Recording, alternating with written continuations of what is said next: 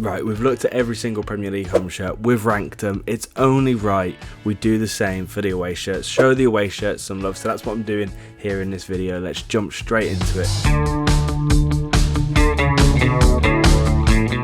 The tiers that I'm using are GOAT at the top for the best, I've got a good category just underneath that, we've got a mid for the middle of the road kits, we've got a did you even try for those shirts that just are shit and they didn't try enough, and die for the really bad ones.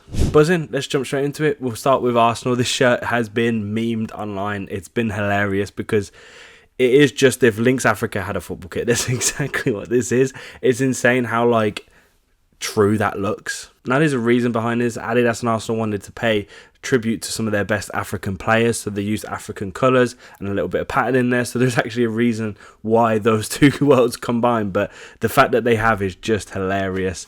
And yeah, this kit, if I try and take away that from it, the Lynx Africa aspect of it, it is still a pretty good kit, so I'll put it in good. Villa had probably one of the best home shirts in the home shirt video, hands down. I was so happy with it, and they've not got an away shirt, and there's not even a leak for the away shirt that I can look at, so I'm not really sure what's going on there. I bet there will be by the time I edit this video. So Bournemouth up next, and now the promo for this is giving party vibes, man. It's really, the promos looks really cool with the pink lights and stuff, and the kit itself is actually quite nice. It's a retro throwback. This one's inspired by the 92-94 away shirt with all the zigzag kind of lines, similar to that bruised banana template of that time. But they have modernized it. They have kind of made it like a more of a textured feel. It's not actually straight up geometric and symmetrical. It's a little bit more over the place. The feel of it kind of looks like crayon, which isn't the best thing for me. I don't really like that. I like that they've gone a bit old school here, but for me, it's probably mid. Brentford's away shirt, this is definitely cleaner than their home shirt. It's just simple pink. It's quite nice, actually, the first time they've ever had pink on their away shirt, and it looks nice. I think there's something about a pink kit that just works. The sleeve cuffs are quite nice as well, but that terrible sponsor always drags it down, and for the fact that it's pink with no meaning, looks cool, but it's still mid.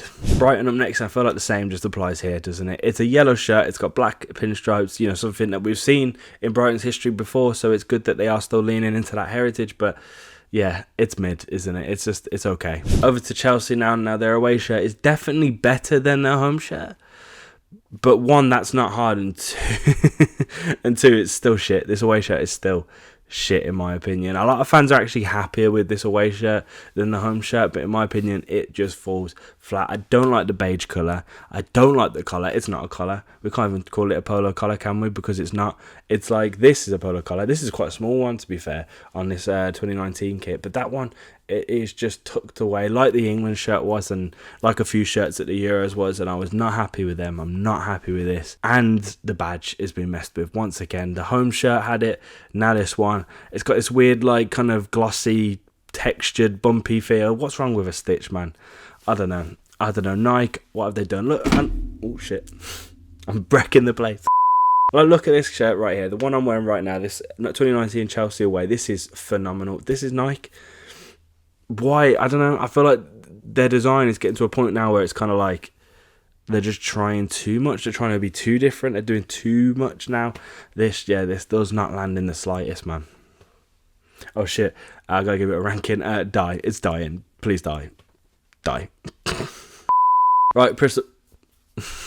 I nearly said Crystal Palace then, I slapped myself. Right, Crystal Palace up next. They've got a bright yellow kit, and obviously similar to the home shirt, they've got an eagle pattern on it, whereas this is just one big eagle opposed to loads though on the base. It's clean, it's got a bit of a weird neck, but it's clean, it's okay. It's another mid kit. Over to Everton now. This shirt is actually quite nice. Castor. Again, I said this in the last video, Castor seem to do really good designs, but the quality of the shirts aren't great. But listen, I'm talking about designs here.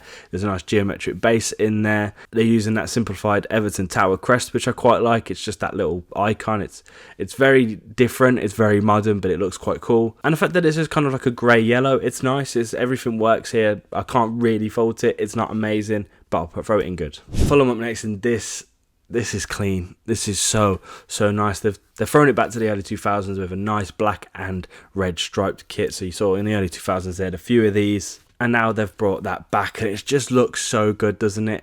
There's something about it. I think, you know, it resembles the badge well. You know, they've got the red and the black in the badge. It kind of works well against the home shirt. I love this kit. It's really nice. Again, it's simple. It's a bit like Newcastle's home shirt. I said that was really nice, and all it is a striped kit. And this is probably the same template, but with black and red instead. but there's just something about it. It's not GOAT, it's not got that extra meaning or anything else. It's just good, but that's great. It's a great, good kit. Over to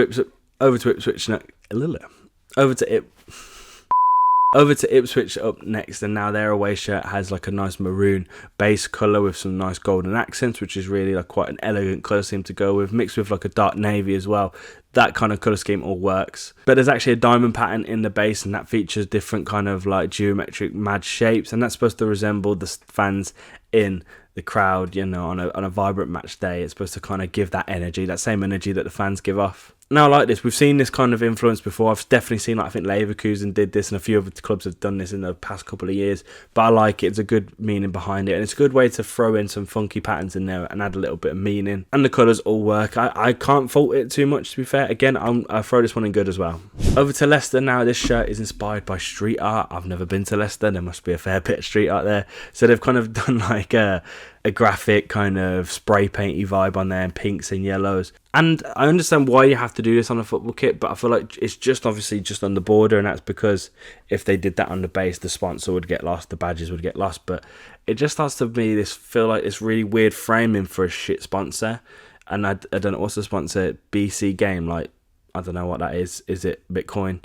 Is it gambling? It's something that I don't like, and it's like framing it almost. Does that make sense? Like, I don't like that. But the design and the inspiration itself, it's okay, but yeah, where does that land this kit on the tier list? It's weird. It's like its own weird little tier. Because it's not did you try? They tried, but they failed. But I don't think it's die. I feel like it's in between the two, maybe. So I'll probably put it in between the two. Fuck it, it's my channel. I'll make my own rules. I'll put it there. Liverpool up next, they've got Nike, and they've gone for a very simple kit here. Their home shirt is like really out there in design. This one, they've stripped it all back. It's black, light blue accents. I feel like they've had a kit similar to this recently. It's one of those, like, I can't say much about it. It's not bad, it's not great. It's a kit. Do you know what I mean? And that's okay sometimes. I think especially when you look at Chelsea's kits. I wish we had a normal kit. So yeah, I'll put this one in mid or good. Mid or good. It's definitely mid. It's not enough to be good. Alright, Man City up next, and their shirt actually hasn't been released yet. They've released their home and their third, but not their away shirt. But we've got really, really strong leaks. Now this is something. It's inspired by the 1998-99 away shirt, probably Man City's best ever away shirt, or literally one of few. Definitely that Kappa era for them was amazing. So to bring that back here, and it's so true to that as well. Like it looks almost like a replica of that, but just modernized a little bit with modern kind of materials and stuff. And I just love that so much.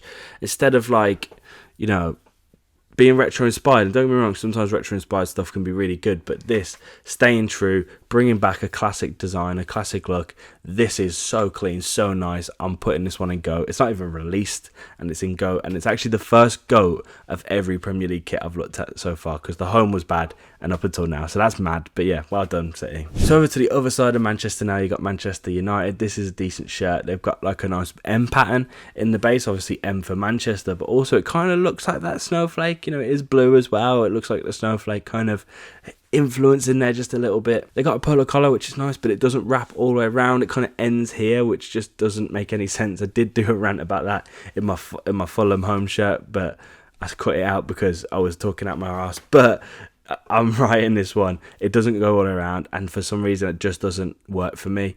This probably was GOAT. It was definitely close to being GOAT, but it's good still nonetheless. Newcastle up next, and again, same as City, their home and third shirt are out, but their away shirt isn't yet. But again, a really good leak, so I'm going to go with this one. This is nice. Again, retro inspired, like all of Newcastle's collection. They're all pretty much the same. The whole collection is solid, it's clean, it's traditional. That's what it is. They've gone for the tradition of Newcastle, because I think that's what they've been missing over the last couple of years. I think Newcastle fans have been really yearning for that, and that's exactly what Adidas have gave them this season. You know, this one being inspired by some of the best ones with the blue and the maroon hoops, white accents. Yeah, you cannot go wrong. This kit is Newcastle away shirt, and this is what you think of, especially when you think of those 90s ones. So for me, I can't put it in GOAT, but it's definitely in good touch and go. Definitely. Nottingham Forest up next. They've got some funky colours and patterns going on. Nice bright pink. There's a zigzag pattern in there. I don't know what the meaning is for the zigzag pattern. Like, I did try and do some research. Nowhere was coming up with it, so I'm not sure. Maybe it's the river. I'm not sure. I don't know. I can't speculate too much, but it looks nice. I think the sponsors on the zigzags is a little bit like giving you a headache, but yeah, it's nice. Again, I think another mid kit maybe. Nothing too crazy going on. Well, I guess it is a little bit crazy, but it's okay. It looks nice. Southampton up next, whose home shirt really disappointed, but their away shirt I think is bringing them back just a little bit. It's yellow, but it's got tonal dazzle camo patterns on there. So it didn't say this anywhere in the release or in any of the articles that I read, but I'm drawing my own conclusions here. There was a ship in World War One which was called the HMS Southampton. You know, it would have been docked to Southampton and gone out from there, and it was covered in dazzle camo. That's where dazzle camo comes from. It comes from old school ships. So if that's the meaning, this is class, because they're using such heritage into their kit, and we have seen dazzle camo come up a lot, but it's cool. I think the only thing that lets it down is the yellow. The yellow is slightly, it's hard to get yellow right, but I prefer a little bit of a deeper yellow.